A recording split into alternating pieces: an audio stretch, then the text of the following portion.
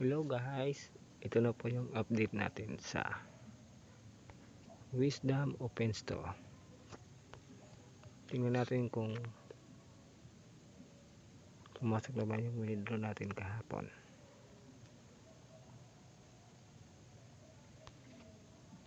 Ayun, pumasok na siya kanina ng bandang alas 3. So yung withdraw ko 2K, yung processing fee niya ay 80. So yung pumasok sa atin 1920. So ito na yung bagong update, yung withdraw ko kahapon ng umaga. So ito siya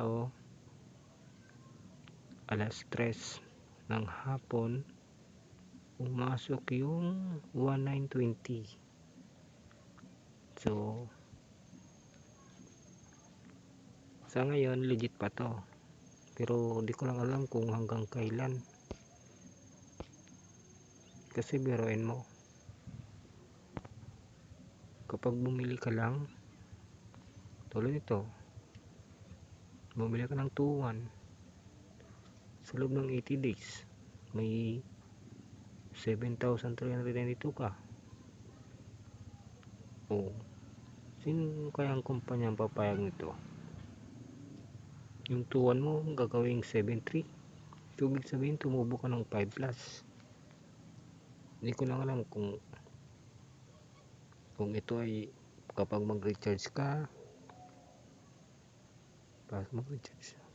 tapos mag-recharge mo, siguro yung pera mo ipapasa sa kanila, i-invest nila sa iba para pag tumubo meron din sila.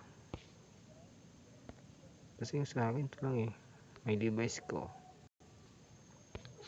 isang 700, isang